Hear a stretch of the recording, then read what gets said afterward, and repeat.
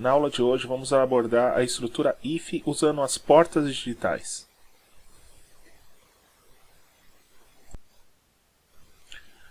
A estrutura de decisão if-else é uma estrutura muito utilizada em programação. Basicamente todas as linguagens de programação têm essa estrutura, seja ela a linguagem C, como estamos estudando aqui com Arduino, em Python, em Java, HTML, e até linguagens mais antigas, como Pascal, Basic, tem aí essa estrutura de decisão if e else. Se a gente for traduzir para o português, if significa se, né? Então eu tenho aqui uma condição se essa condição for verdadeira, e else é uma contraversão desse if, né? Então esse else ele pode ser traduzido aqui como se não, né? Então a estrutura dela em C, que é o que a gente vai utilizar aqui para o Arduino, seria isso aqui, ó. Eu tenho aqui o if, né? E aí eu vou abrir aqui o parênteses, e dentro desse parênteses eu vou colocar a minha condição, né? Tudo que tiver aqui entre colchete, né, abrindo o colchete e fechando o colchete, ele vai ser executado se essa condição for verdadeira. Se não, né, caso contrário, né, o else, vai ser executado aqui uma outra condição, um outro código, tá? E aqui eu também tenho a chave, abrindo chave e fechando chave para essa condição do else. Quando eu só tenho uma linha de comando, eu não preciso usar esse colchete, né? Porque ele vai ser a condição e vai executar somente o comando seguinte. Mas se eu quero fazer uma sequência de comando, eu não posso esquecer aqui esse colchete, tá? Porque senão ele só vai executar a primeira linha de comando como essa condição if, tá? Ou na condição else também, que é análogo aqui ao if. Se a gente for ver aqui o fluxograma para essa estrutura if-else, seria mais ou menos isso, tá? Eu tenho aqui o início do meu programa, tenho aqui o código, e aí dentro desse meu código principal, eu estou chamando aqui a minha estrutura if. Então tem aqui o if, uma condição para esse if. Se essa condição for verdadeira, né, true, eu vou executar um código, né, que vai estar aqui entre esses colchetes, né, e aí eu venho aqui dando sequência para minha linha, para a sequência do meu programa principal, né, e dando fluxo nele. Repare que eu não executo a condição do else, tá? Então ele pula o else se essa condição é verdadeira, tudo bem? Se essa condição não for verdadeira, né, eu vou executar aqui o else. Aí eu tenho aqui o meu código, eu executo aqui se essa condição não for verdadeira, e aí eu tenho uma continuação do meu fluxo, pro meu código principal.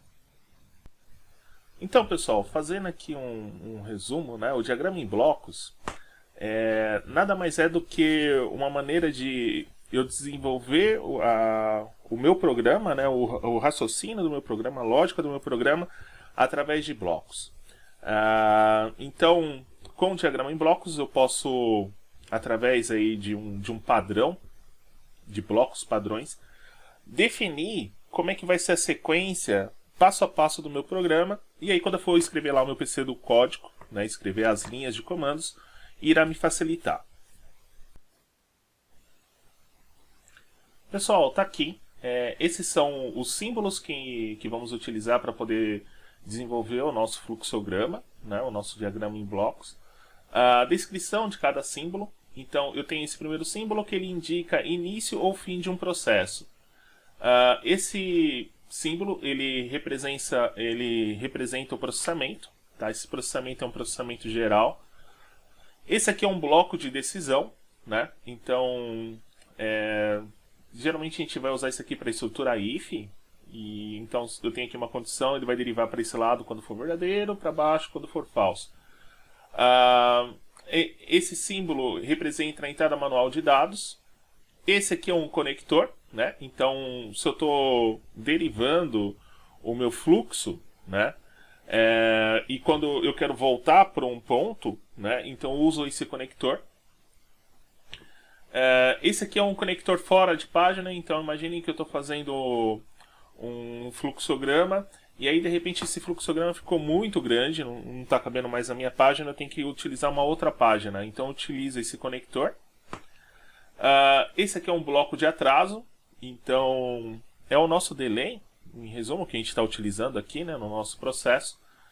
E esse aqui é um bloco de exibição, né? Então, vamos utilizar esse bloco aqui para poder representar um LED, representar um LCD, até a comunicação serial.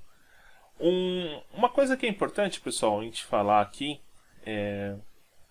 e eu até deixei isso aqui escrito, eu vou ler, né? É importante que você não se prenda a simbologias, né? Porque essa pode variar dependendo do estilo do professor / instituição. Mas se você entender o conceito, mesmo que a simbologia mude, será apenas uma questão rápida de adaptação até que você compreenda a nova estrutura e ou símbolos, tá? Então é importante isso, tá, pessoal? O que eu estou passando aqui para vocês dessas simbologias, pode ser que você encontre uma outra pessoa explicando de uma forma diferente, com símbolo diferente, mas a ideia, o raciocínio é o mesmo, tá? Então, se você entender aqui a ideia de como desenvolver o fluxograma, depois é só uma questão de adaptação e nada tão complicado. Pessoal, como eu falei no começo, a estrutura if é uma estrutura que ela depende de uma condição. E, bem, essas condições, eu montei aqui uma tabela, né, mostrando como é que a gente pode construir essas condições. Então, eu tenho aqui, ó, essa primeira condição, né, eu estou comparando aqui se x é igual a y. Reparem que eu não posso usar o símbolo de igual, usando somente o igual. Estou colocando igual a igual. Por quê? Quando eu coloco somente um sinal de igual, eu estou falando que x recebe o valor de y. Quando eu coloco igual a igual, eu estou falando, aí sim eu estou comparando se x é igual a y. Tá? Eu posso comparar também se x é diferente de y. Para poder fazer essa comparação, eu coloco exclamação igual. Então isso aqui é verificar se x é diferente de y. Se x é maior que y, né? Então eu uso o símbolo de maior.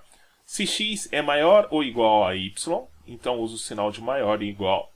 Se x é menor que y, sinal de menor. Se x é menor ou igual a y, né? Então uso o sinal de menor e igual. Reparem, pessoal, que essas condições que eu escrevi aqui, ela vai servir tanto para a estrutura if, como também para a estrutura while e outros comandos de condições aí que a gente for encontrando aí também na linguagem C ou em outros tipos de linguagem. Eu posso fazer também operações lógicas. Então, operação lógica é assim. Eu tenho duas condições, né? Imagine que eu tenho aqui uma condição x e uma condição y. Então, eu quero verificar. Eu só vou executar, né? Só vai ser verdadeiro se x e y forem verdadeiros. Tá? Então, se x e y for verdadeiro, essa aqui é um operador lógico e, né? Aí sim ele vai executar, né? Eu posso ter essa condição aqui também, ó, se x ou y for verdadeiro, né? Então imagine só, x é verdadeiro e y é falso, né? Então basta um deles ser verdadeiro. Aqui os dois têm que ser verdadeiro. Aqui basta um ser verdadeiro, ou x ou y, tá? Nessa condição, x e y tem que ser verdadeiro, né? Então eu posso usar essa simbologia do e comercial para a lógica e, barra vertical para a lógica ou posso escrever em inglês and, que quer dizer e, né? Ou or, né? Que em inglês é ou, né? Eu posso usar também essa lógica invertida, né? Então eu tenho x, né? O inverso de x, por exemplo, se x é verdadeiro, o inverso de x é falso. Então, para poder colocar uma condição invertida, né? Por exemplo, eu tenho o valor de x, mas eu quero que x seja o inverso na próxima, né? Então eu coloco essa exclamação na frente. Então isso aqui seria a operação not, tá? Que é o inversor. Reparem que essas operações lógicas, elas são booleanas, do tipo booleanas, tá? Então, é sempre com esse sentido de verdadeiro ou falso. Então, vamos lá, vamos praticar um pouquinho. Eu tenho aqui o exemplo 1. Nesse exemplo 1, eu quero fazer o quê? Eu quero ligar e desligar o LED, utilizando aqui um botão. Pessoal, para poder utilizar esse botão, eu fiz aqui essa configuração do pull up. O pull up quer dizer o quê? Ó? Que o valor ele vai estar igual a 1, né? Nível lógico 1, vai estar chegando aqui os 5 volts. E quando eu aperto aqui o push button, ele vai desviar isso aqui para o terra e esse 1 vai para o 0. Então, é o que a gente chama de lógica invertida, tá? Sem pressionar o botão, ele me manda nível lógico 1 para a porta 12. E quando eu pressiono o botão, ele me manda nível lógico 0. Então, o que eu quero? Qual que é a lógica aqui? Eu quero que quando apertar esse botão, eu acenda aqui esse LED. E quando eu soltar o botão, né, ele vai apagar o LED. Então, enquanto eu mantenho aqui o botão pressionado, LED aceso, soltando o botão, LED apagado. Desenvolvendo essa ideia aqui em diagrama de bloco, seria isso daqui, ó. Eu tenho aqui uma configuração, a configuração dessas portas, tá? Então, estou definindo aqui o LED como no pino 13, o botão no pino 12. Inicio aqui o meu loop, né? Esse loop é o nosso void loop, né? Então, isso aqui vai ser um loop infinito. Vou ler o botão, né? Então, estou lendo aqui, ó, o botão que está na porta 12. E aí, eu tenho aqui já entro aqui numa estrutura if e else, né? Então, olha só. Se o botão for igual a 0, se eu apertar o botão, o LED vai acender, né? Eu vou ver ele aceso aqui por 200 milissegundos. Aí ele vai voltar aqui, ó, tenho esse nó de conexão e volta aqui para o início do loop, né? Pessoal, por que eu estou colocando esse tempo de 200 milissegundos? Eu estou colocando esse tempo de 200 milissegundos por causa da lentidão que a gente tem de pressionar o LED, tá?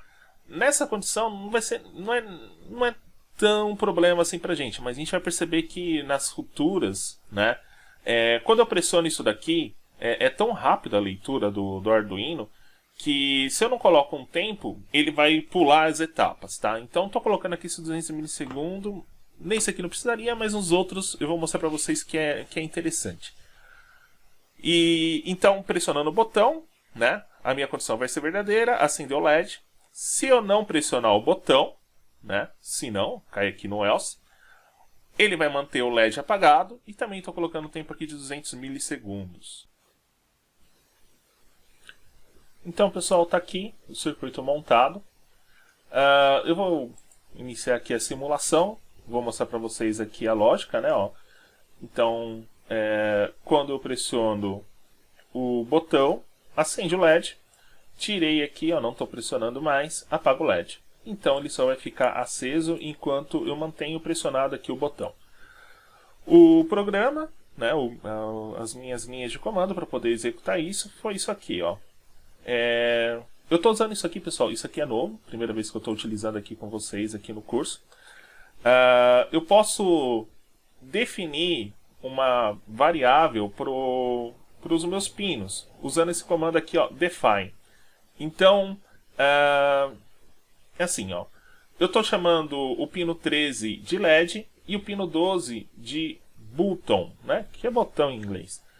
Então, se eu quero definir um pino através aí de uma variável, ou definir uma variável a partir de um valor numérico, basta eu escrever aqui, ó, colocar esse hashtag, define.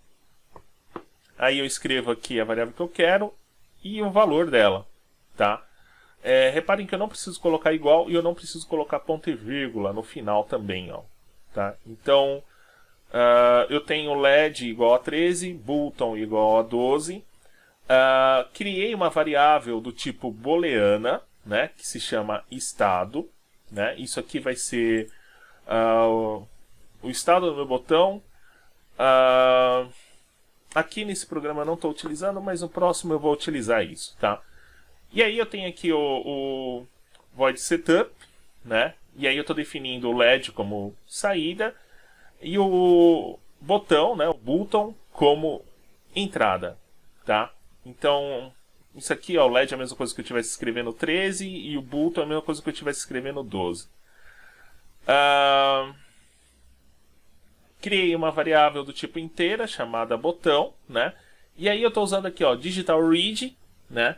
E aí eu estou pegando aqui o que eu tenho aqui na entrada 12, né? Que é o button, né? E aí, se esse valor for igual a 0, o que eu faço? Digital write LED high, então estou acendendo o LED. E aí eu vejo ele aceso por 200 milissegundos, né? Caso contrário, se eu não aperto o botão, né? Então significa que é igual a 1, né? Que é o senão, né? O else. Digital write LED low, ou seja, LED apagado. E aí eu também vejo ele aqui por 200 milissegundos. Pessoal, no exemplo 2, o que eu quero fazer agora? No exemplo anterior, eu tinha que manter pressionado o botão para que o LED ficasse aceso. Agora, eu quero que somente com um toque nesse botão, eu ligo o LED. E se eu pressionar novamente esse botão, eu venho aqui e desligo o LED. Pensando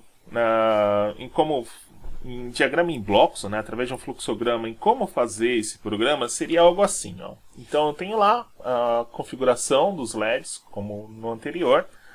O início, né, o meu void loop. Faço a leitura do botão. Se esse botão for igual a 0, ou seja, se eu pressionei ele, vai acender o LED, né, ou apagar o LED, dependendo aí da condição. Se ele estiver aceso, ele acende. Se ele estiver apagado, ele acende, né? E se ele estiver aceso, ele apaga. Então, ó, dá uma olhada aqui, ó. Eu criei essa variável chamada LED, né? E aí eu recebo o valor do LED, só que o valor barrado, né? Então, vamos supor que inicialmente esse LED seja igual a 1, né? Então, se eu pressionei o botão, o LED ele vai receber o quê? O 1 barrado. 1 barrado é 0, né? Então ele vai apagar o LED, né? E aí eu dou esse tempo de 300 milissegundos. Nessa situação é importante colocar esse tempo, tá? Porque senão eu ia pressionar isso daqui, ele ia acender e apagar várias vezes, né? Então com esses 300 milissegundos é o tempo, né? A demora aí que eu tenho aí dessa parte mecânica de pressionar o botão e soltar o botão, né? E aí mudar o estado lógico aí desse botão, invertendo ele aqui usando essa lógica NOT, né? Usando aqui a exclamação, que é a lógica invertida. Então, pessoal, tá aqui, eu vou utilizar o mesmo circuito, e em cima dele eu vou construir essa nova lógica, tá? Então, fazendo algumas adaptações no programa anterior que a gente tinha feito, para essa situação a gente não precisa do else, né? E aí, o que eu vou fazer? Ó? Aí sim eu vou usar esse estado, tá? Então, estado inicial igual a 1. O LED, eu não vou colocar aqui high e low, eu vou colocar aqui, ó, o estado. Então, inicialmente, ele vai estar aceso, né? Então vai ser igual a 1. Quando eu pressionar o botão, ele vai mudar. Para poder fazer essa mudança, né? O que eu vou fazer aqui? Ó? Eu vou falar que estado vai receber o valor invertido de estado. Então, aqui sim eu faço a inversão do meu estado atual. Então, se inicialmente é igual a 1, né? O inverso de 1 é 0. Então, ele vai apagar o LED. Tá? No próximo estado. Então, ó, executando o meu programa, ele está aqui apagado. Pressionei, acendeu, pressiono, apaga. Então, ó, sempre com um toque que eu tenho aqui, ó, no botão, ele vai acender ou apagar, tá? Então, ó, aceso, apagado. Pessoal, só para apresentar uma outra maneira de colocar aqui essa condição, ó, eu posso eliminar essa variável, tá? Então, eu posso fazer isso aqui, ó. Digital read, né, que é a leitura lá do botão, né? eu já posso colocar ele aqui, ó, direto dentro dessa condição.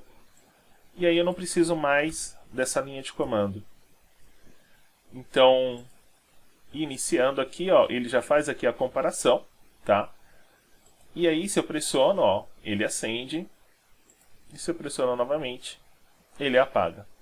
Bem, pessoal, no exemplo 3, eu coloquei 2 botões. Cada botão, ele está aqui numa porta digital do Arduino como entrada. E aí, o que eu quero fazer? Se eu apertar esse botão ou se eu apertar esse outro botão, eu quero que acenda o LED. Ele aceso. Se eu apertar esse ou esse, eu quero que apague. Em fluxograma seria essa ideia aqui, ó. Então tem as configurações, os pinos, né? Nada diferente, a única coisa que eu acrescentei é um botão. O início, né? Dentro do meu loop. Aí eu vou fazer a leitura dos botões, né? Então aí eu tenho aqui a minha condição do if. Então se botão 1 for igual a 0, né? 0 é quando eu tenho o botão pressionado. Ou se botão 2 for igual a 0. Então, se eu apertar o botão 1 ou se eu apertar o botão 2, ele será verdadeiro. E aí, o que vai acontecer com o LED? Ele vai receber o valor anterior. Tá? Então, se era 0, fica 1. Se era 1, fica 0. Então, se tiver aceso, ele apaga. Se tivesse apagado, ele acende. Tá? E o tempo lá de 300 milissegundos. Né? Caso contrário, se eu não aperte os botões, né, continua na mesma. Se estava aceso, fica aceso. Se estava apagado, fica apagado. Bem, eu tenho aqui minha condição, feito com os 2 botões. Deixa eu iniciar aqui a simulação. Então, a lógica está assim. Ó. Se eu aperto esse botão, acende o LED. Se eu aperto esse outro, apaga o LED. Então, se eu aperto esse, acende. Se eu apertar nesse aqui mesmo, apago. E a mesma coisa com esse, né? Ó, apertei uma vez, acendeu. Apertei outra vez, apagou. Tá? A lógica, pessoal, é a mesma do que a gente fez lá no programa anterior. A única diferença que vai ter aqui seria o quê? Seria na comparação do if, ó, que é isso aqui. Ó. Eu vou verificar se o botão 1 for igual a 0 ou se o botão 2 for igual a 0, aí eu entro aqui no meu estado para poder dentro da condição para poder mudar o estado aqui do meu LED, para poder acendê-lo ou apagá-lo. Pessoal, tem esse extra aqui que eu fiz aproveitando, né, aquele VMeter que a gente fez nas últimas aulas, colocando agora um botão. Ao invés de mudar a sequência dos LEDs com o tempo, né, agora ele vai ser mudado aqui com o botão. Então, deixa eu iniciar aqui. Eu tenho aqui esse primeiro LED aceso. Se eu pressiono o botão, ele vai para o segundo. Aí eu pressiono novamente, vai para o terceiro. E assim vai até chegar no último LED. Quando ele chega nesse último LED, eu volto à sequência. Né? Como é que foi feito aqui esse programa? Né? Ó, então, eu tenho essa primeira parte aqui, ó, que foi as configurações das portas. Né? Aqui eu não inventei muito, tá? Eu só estou falando, criei uma variável LED. Poderia ter usado define também, tá? Igual a 9. Né? Então, isso para poder falar que o meu LED ele vai iniciar lá na porta 9. Criei uma variável do tipo booleana, botão, né? E criei aqui um sentido. Esse sentido aqui é importante porque ele vai ser igual a 0 quando ele estiver indo e vai ser igual a 1 quando ele estiver voltando. Tá? Esse for é para poder configurar os 5 LEDs como saída, né? Que são esses 5 LEDs aqui, as portas como saída. Depois estou configurando a porta 8 como entrada. E aqui, ó, pessoal, basicamente foi dividido assim, ó, dessa forma. Ó. Eu faço a leitura dos botões, né? Então, eu tenho aqui, ó, a leitura se eu pressionei ou não o botão nessa parte. E aqui também, ó, a mesma coisa, se eu pressionei ou não o botão. E depois eu tenho aqui, ó, 2 ifs. Esse primeiro if que está aqui, ó, ele vai verificar quando o LED está indo. E esse segundo if aqui embaixo, ele vai verificar os LEDs quando estiver voltando, né? Reparem que aqui eu usei a lógica AND, né? Então, para ele cair dentro desse if, que é quando ele está indo, eu tenho que ser o quê? Eu tenho que ter pressionado o botão e eu tenho que estar no sentido indo, que é igual a 0, tá? E para ele cair aqui nesse segundo if, eu tenho que pressionar o botão e eu tenho que estar no sentido voltando. Para cada um desses ifs, né? Então, dentro do if indo, eu coloquei um if aqui para saber se ele está no último LED, né? Se ele estiver no último LED, eu inverto o sentido, né? Então, ao invés de ele estar no sentido indo, agora ele vai estar no voltando, né? Para ele poder voltar a sequência. E aqui eu fiz ao contrário. Se eu estiver no último LED, que é o LED 9, né? Que seria o primeiro aqui, eu vou mudar também o sentido para o sentido volta, tá? Coloquei os tempos, o delay de 500 milissegundos, que é o tempo aqui de pressionamento de botão, e é basicamente isso, tá? Esse aqui fica aí como um desafio para vocês fazerem o fluxograma, né? Não foi feito aí o fluxograma desse programa, então fica aí como desafio para vocês aí fazer o fluxograma desse código. Esse circuito que eu montei no Tinkercad e os outros, eu vou deixar aí o link para vocês, então vocês podem acessar e mexer aí, enfim, fica mais fácil, aí vocês não precisam ficar montando do zero e já pode também utilizar aí os códigos que foram escritos. E o desafio da aula de hoje, pessoal, é um desafio bem simples, dá para todo mundo fazer aí bem tranquilo. É um semáforo de pedestre, daqueles comuns, né, que você encontra tipo numa via, né? E aí quando você pressiona lá o botão, ele fecha o semáforo da rua e abre aqui o semáforo de pedestre para que você possa atravessar, né? Então o que eu quero que vocês façam? Quero que vocês montem esse circuito. Eu vou ter aqui o LED vermelho, amarelo e verde. Esse aqui seria para os carros. E depois eu tenho aqui um vermelho e um verde, que esse aqui seria para o pedestre. Então, inicialmente ele vai começar lá com o verde aceso para os veículos. Quando eu pressiono o botão, né, depois de um tempinho, ele vai acionar o amarelo, o vermelho, e quando ele mudar por vermelho aqui para o carro, ele vai mudar aqui o verde para o pedestre. Tá? Então, inicialmente começa no vermelho, quando tiver verde aqui para os carros, e quando ficar vermelho aqui para os carros, fica verde para o pedestre. Dá um tempo, né, para o pedestre atravessar, e aí volta a configuração inicial, dando preferência para os veículos, e quando pressionar, dá um tempo, e aí volta a sequência. Eu vou mostrar para vocês como é que ficou isso no Tinkercad. Então tá aqui, pessoal, o Tinkercad aberto. Vou começar aqui a simulação. Então, inicialmente do carro está verde aqui e vermelho para o pedestre. Então ele fica aguardando eu pressionar aqui o botão. Pressionei aqui o botão, ele vai demorar uns 3 segundos para a pessoa se situar. Dá um amarelo para o veículo, vermelho e verde para o pedestre. Dá um tempo para o pedestre atravessar, uns 3 segundos também, e aí volta à condição inicial. E aqui ele fica infinito, ou até que a pessoa vem aqui e pressiona novamente o push button, né, o botão, para poder mudar novamente a configuração aqui da faixa de pedestre. Então, o desafio da aula é montar esse circuito, desenvolver o código para ele, que eu deixei oculto aqui para vocês, e fazer o fluxograma, né? Então, esse é o desafio da aula de hoje. Estou deixando aí também todos os links aí dos circuitos anteriores do Tinkercad para poder auxiliá-los aí. E espero que essa aula tenha ajudado. Então, é isso, pessoal. Obrigado e até a próxima.